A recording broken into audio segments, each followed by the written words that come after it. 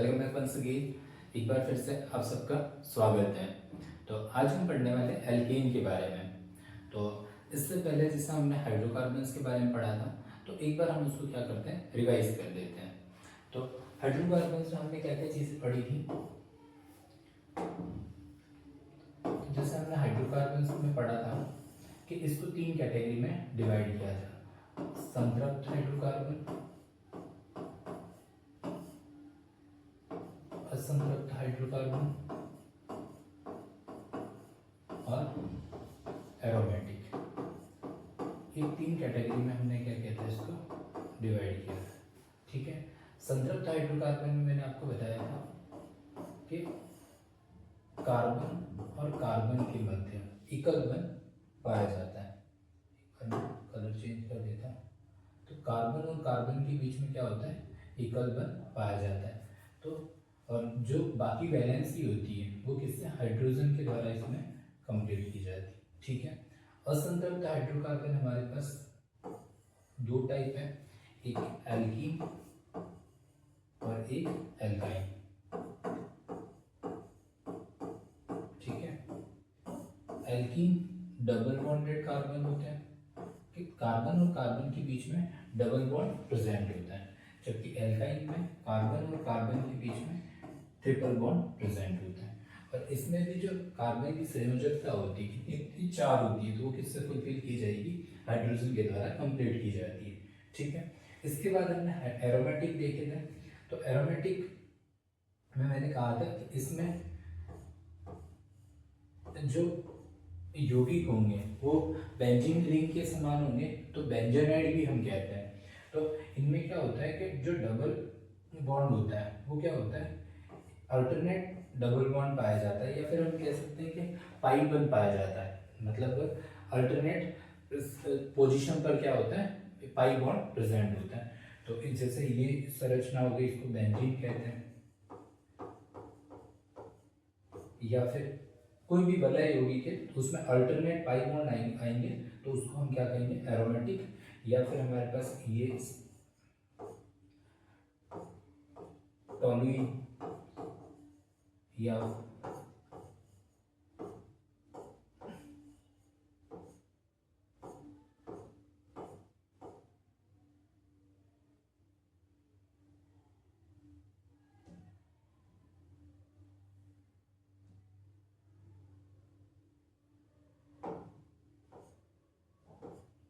ठीक है।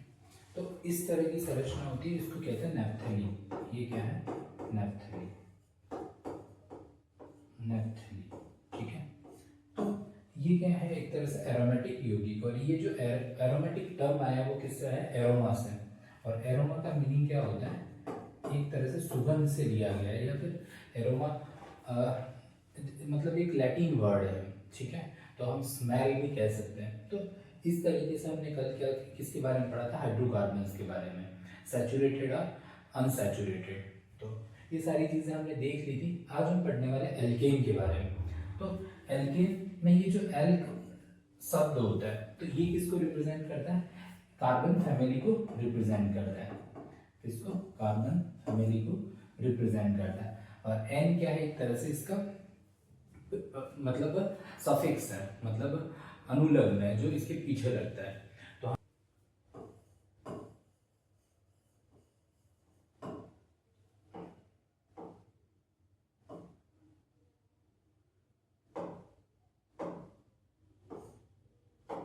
L plus N, तो ये क्या हो जाएगा, एल्कीन। तो हम यहाँ पे ये जो एल्क है, तो इनको हम एक तरह से कार्बन की सीरीज के रूप में देख सकते हैं। जैसे एक कार्बन होगा C1, C2, C3, C4, C5, C6, C7, C8, C9, C10। ये हमने कल देख के रखा था कि जो कार्बन है वो क्या करता है, कैटेनेशन प्रवृत्ति पाई जाती है, मतलब संकलन प्रवृत्ति पाई जाती है, जिसमें कार्बन कार्बन आपस में जोड़कर क्या बनाते हैं, श्रृंखला बनाते हैं। तो अब जब एक कार्बन होगा और बाकी वैलेंसी किससे, हाइड्रोजन से फुलफिल कर दी जाएगी, तो उसको हम क्या कहेंगे, मैथ। क्या कहेंगे, मैथ। 2 कार्बन होंगे तो हम कहेंगे एथ, और 3 होंगे तो प्रॉप, 4 ब्यूट, ये आपको नाम याद रखना है, ब्यूट। 5 को पेंट, 6 को हेक्स, 7 हेप्ट और 8 को ऑक्ट और 9 और डेक।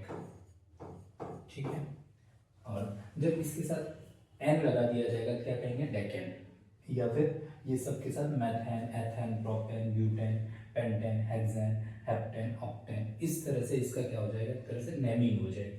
तो ये चीज़ें आज हम क्या करने वाले हैं, इनके बारे में डिटेल से पढ़ने वाले हैं। ठीक है, तो आगे हम कंटिन्यू करें तो इसके जो एल्केन है तो इसका जो जनरल फार्मूला होता है GF, तो क्या होता है CnH2n+2।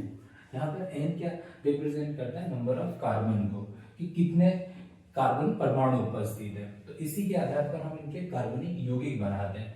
तो जैसे मैंने ये फॉर्मूला लिख दिया CnH2n+2, तो यहाँ पे नंबर ऑफ कार्बन एक अगर ले लें, n बराबर 1 ले लें, तो हम क्या करते हैं C1H2 इंटू 1+2, तो ये क्या बन जाएगा CH4। तो इसी को क्या कहा जाएगा, मैथेन। मतलब जो भी इस फॉर्मूले में फिट हो जाएगा तो उसको हम क्या कहेंगे, ये क्या है, मैथेन है। मतलब इस फॉर्मूले के अकॉर्डिंग जो भी के फिट होगा तो हम एथेन, मैथेन या प्रोपेन, ब्यूटेन इस तरह के यौगिक बना सकते हैं। नेक्स्ट अगर 2 कार्बन ले लिए जाए, n बराबर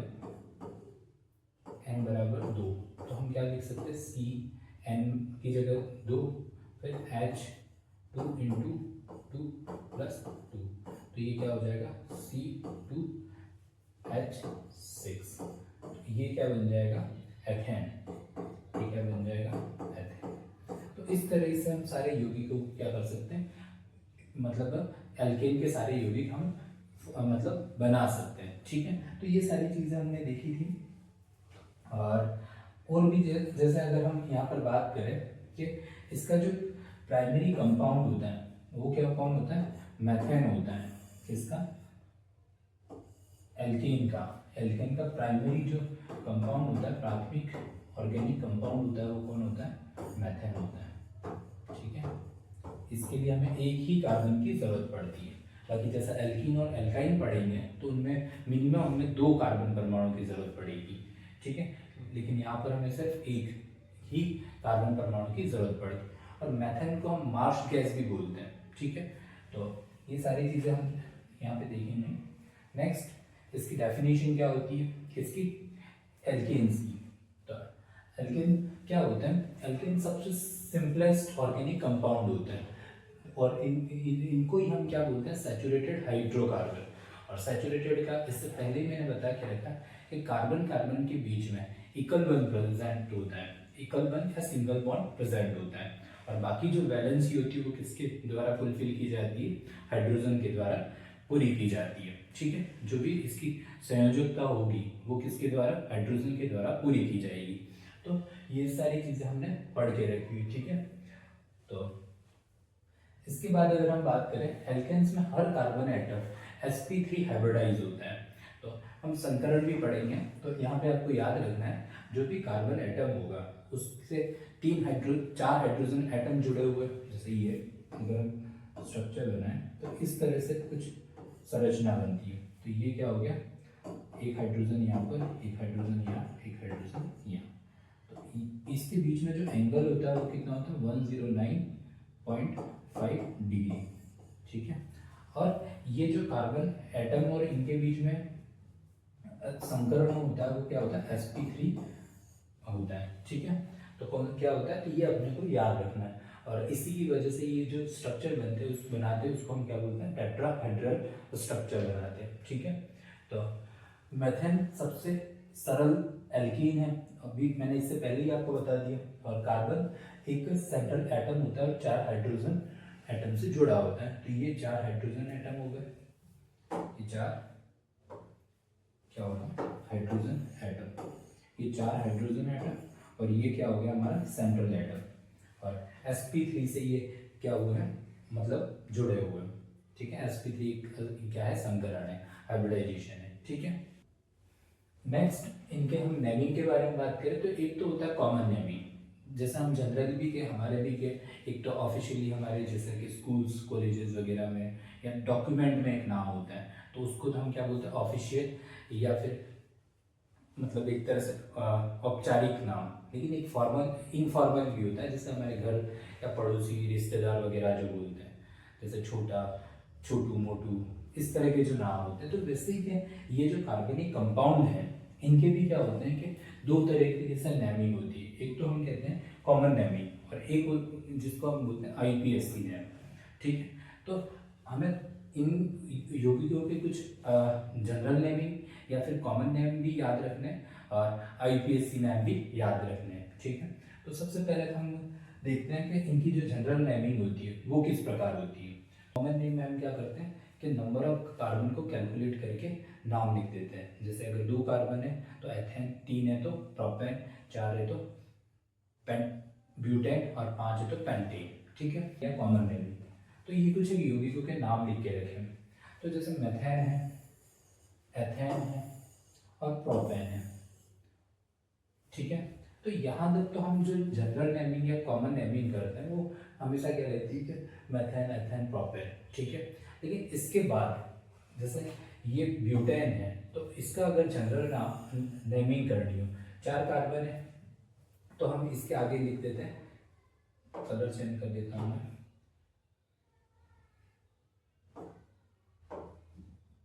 क्या लिख देते हैं एन ब्यूटेन, क्या लिख देते हैं एन ब्यूटेन। ठीक है, या फिर इसी स्ट्रक्चर को हम थोड़ा सा इस तरह से बना लेते हैं,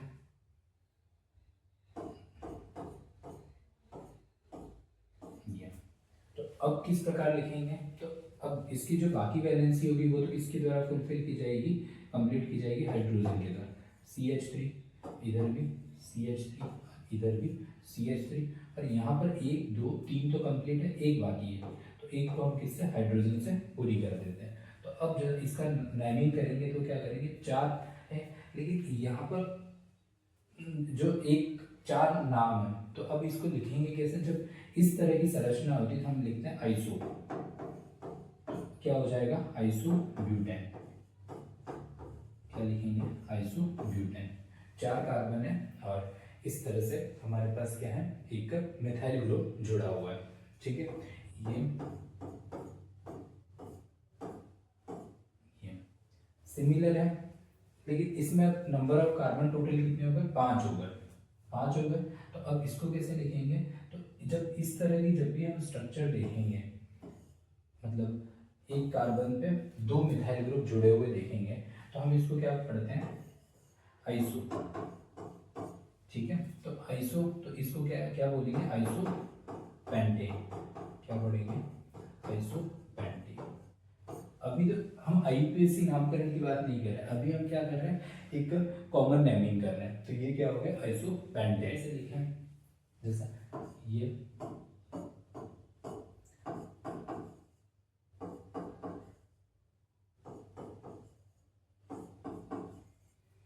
ठीक है, तो अब यहाँ पर भी टोटल कार्बन हमारे पास कितने, 1 2 3 4 और 5 और ये हमारे पास क्या है सेंट्रल एटम कार्बन है। तो इस तरह की जब संरचना बनाएंगे इसको हम क्या बोलेंगे नियोपेंटेन, क्या बोलेंगे नियोपेंटेन, इसको हम क्या कहेंगे नियोपेंटेन, नियोपेंटेन, क्या कहेंगे नियोपेंटेन। तो इस तरह से हम क्या कर सकते हैं जनरल नेमिंग कर सकते हैं। तो ऐसे कुछ एक यौगिकों के तो आपको क्या नाम याद रखने पड़ेंगे। ठीक है, हमने मतलब एक तरह से क्या की कॉमन नेमिंग की है। तो ये तो हमने इन्हें कार्बनिक कंपाउंड के या फिर एल्केन के जो कार्बनिक कंपाउंड हैं तो उनके बारे में हमने क्या की एक कॉमन नेमिंग की है। तो आई थिंक यहाँ तक चीज़ें समझ में आई, आइसो एन ब्यूटेन और ठीक है। तो जब हम एल्केन के IPSC नेमिंग के बारे में बात कर रहे हैं ठीक है, तो यह स्टैंडर्ड मेथड है। तो इसके लिए हम एक फार्मूला यूज करते हैं। तो सबसे पहले हम क्या करेंगे कि इस फार्मूले को लिख लेते हैं। तो सबसे पहले क्या लिखा जाता है प्रीफिक्स, प्रीफिक्स या पूर्वपद। ठीक है, इसके बाद क्या लिखेंगे हम रूट वर्ड, ठीक है। और next primary suffix, primary suffix, और लास्ट में सेकेंडरी सफिक्स, ठीक है। सफिक्स को क्या कहा जाता है? अनुलग्न, पीछे लगने वाले, और ये द्वितीयक अनुलग्न, ठीक है। अब द्वितीयक अनुलग्न तो किसके लिए यूज होते हैं? फंक्शनल ग्रुप के लिए। और फंक्शनल ग्रुप जैसे अल्कोहल हो गया और कीटोन हो गया, एल्डिहाइड हो गया, तो इनके लिए किसको यूज किया जाता है? सेकेंडरी सफिक्स को यूज किया जाता है। अभी हम एल्केन के सिर्फ प्राइमरी सफिक्स तक अभी एक बार देख लेते हैं, ठीक है। फिर लास्ट में हम फंक्शनल ग्रुप के भी के नेमिंग का पढ़ लेंगे, क्योंकि उसका हमें क्या सीक्वेंस ऑर्डर देखना पड़ेगा, ठीक है। तो यहाँ पर हम जब आईपीएससी नेमिंग करेंगे तो हमारे पास क्या होंगे कि सबसे पहले हम क्या करेंगे, एक कार्बन श्रृंखला का चयन करेंगे। ये हमने क्या कर दी? कार्बन श्रृंखला का चयन कर लिया। जो सबसे लंबी चयन होगी उसका क्या किया जाएगा?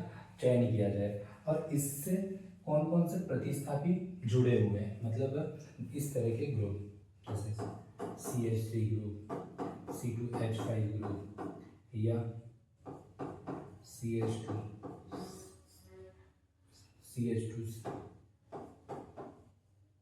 ये इस तरह के ग्रुप, जैसे इसको क्या कहा जाता है? मिथाइल ग्रुप, ये इथाइल ग्रुप, और ये प्रोपाइल ग्रुप, ठीक है। तो ये ग्रुप जहाँ पे भी जुड़े होंगे तो इनको क्या कहा जाता है कि ये क्या है? एक तरह से प्रीफिक्स है, पूर्व लग्न है, ठीक है। और इसके बाद किसको लिखा जाता है? कि रूट वर्ड को। और अब रूट वर्ड क्या होते हैं? तो पहले तो हम क्या करते हैं, जैसे ये हमारे पास यहाँ पर क्या लिखा हुआ है? एक कार्बन लिखा हुआ है, ठीक है। तो सेकेंड काम हमें क्या करना है? मेन चेन का सिलेक्शन हो गया। इसके बाद इसको क्या करनी है? नंबरिंग देनी है। अब नंबरिंग किस प्रकार देनी है? जहाँ से इस प्रीफिक्स को क्या मिले? न्यूनतम नंबर मिले, यानी कि मिनिमम नंबर होना चाहिए, 1 2 3 और 4, ठीक है। तो न्यूनतम नंबर किसको मिल रहा है? इसको मिथाइल को मिल रहा है। तो इसकी नेमिंग हम किस प्रकार करेंगे? 2 मिथाइल, और सबसे लॉन्गेस्ट चेन है तो कितने कार्बन की है? 4 की। तो इसको क्या कहा जाता है? Root word. तो इसका रूट वर्ड क्या हो गया? ब्यूट। क्या हो गया? ब्यूट। और फिर क्या भी कर दिया जाता है? लास्ट में एन जोड़ दिया जाता है। तो क्या हो जाएगा? 2 मिथाइल ब्यूटेन, 2 मिथाइल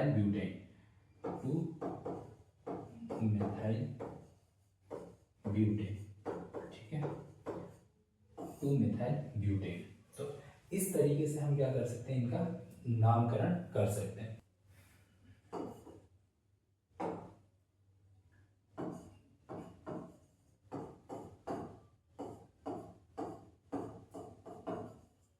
तो ये हमने क्या कर दिया? एक चैन बना दी है। इसकी सारी वैलेंसी एक बार तो कंप्लीट कर लेते हैं। साइड से तो सारी कंप्लीट है, यहाँ पर क्या है? इनकम्प्लीट है। तो 1 2 कितना? तो 2 हाइड्रोजन यहाँ पर और आ सकते हैं। यहाँ पर 1 2 3, तो 1 हाइड्रोजन और आ सकता है, ठीक है। तो ये हमारी क्या होगी? एक लॉन्ग चैन। इसमें से हमें क्या करना है? सबसे पहला काम क्या करना है? लॉन्गेस्ट चेन का सिलेक्शन करना है। तो ये हमने क्या किया? सबसे लॉन्गेस्ट चेन का सिलेक्शन कर लिया, ठीक है। अब क्या करना है? जहां से प्रतिस्थापी को न्यूनतम अंक मिले, तो किधर से मिलेगा? इसको 1 2 3 और 4। तो इधर से क्या मिल रहा है? न्यूनतम 2 नंबर पर क्या है कि मिथाइल ग्रुप जुड़ा हुआ है। तो अब हम क्या कर सकते हैं? 2 मिथाइल, लॉन्गेस्ट चेन का नाम क्या है? 4 कार्बन की है, तो क्या लिख सकते हैं? ब्यूट। ये क्या हो गया? Root word. और फिर लास्ट में क्या कर देना? एन जोड़ देना है। तो क्या हो जाएगा? 2 ब्यूटेन। क्या हो गया? 2 मिथाइल ब्यूटेन, ठीक है। तो ये इसका क्या हो गया? आईपेक या आईपीसी नेम। अगर ये मिथाइल ग्रुप एक से ज्यादा है तब क्या करें? तो जैसे ये एक CH3 ग्रुप इधर,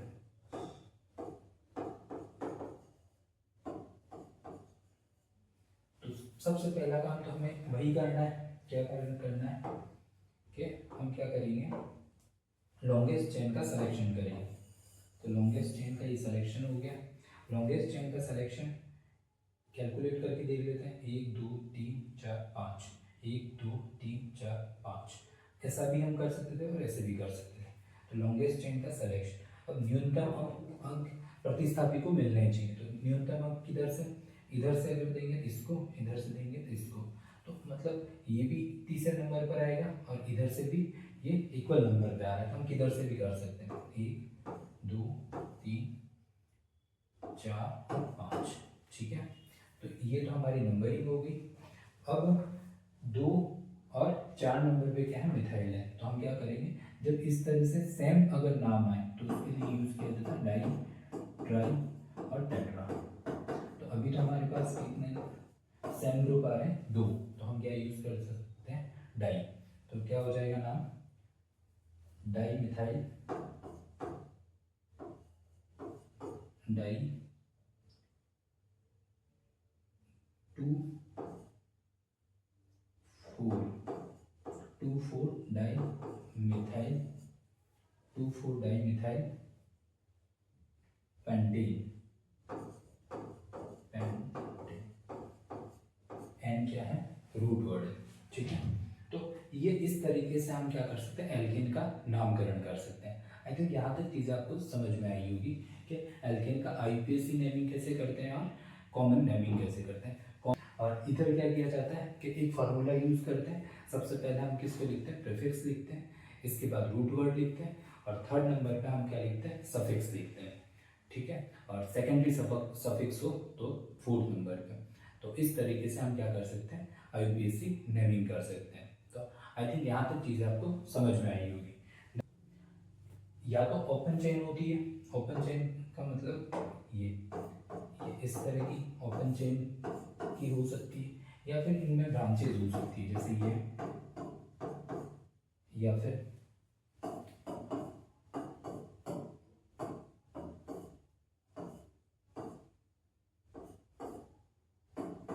तो ये क्या है, इस प्रतिस्थापी समूह लगे होते हैं, तो ये क्या है, इसकी ब्रांचिंग हो रही है, ठीक है। तो ये 2 टाइप्स के क्या हो सकते हैं, एल्केन हो सकते हैं, ठीक है। तो ये कॉमन इनके एग्जांपल्स हैं। और हाईएस्ट बॉइलिंग पॉइंट कितना होता है, 6 डिग्री सेल्सियस। तो इनका जो बॉइलिंग पॉइंट है इतना कम होने के पीछे कारण क्या होता है, इनमें के दुर्बल वान डेर वाल फोर्सेस पाए जाते हैं। क्या होते हैं, दुर्बल वान डेर वाल फोर्सेस होते हैं। यूजेस ऑफ एल्कीन्स, तो इसके एज अ फ्यूल भी हम इसको यूज करते हैं, लेबोरेटरी में भी इसका यूज किया जाता है। और alkanes are essential in the synthesis of various organic compound.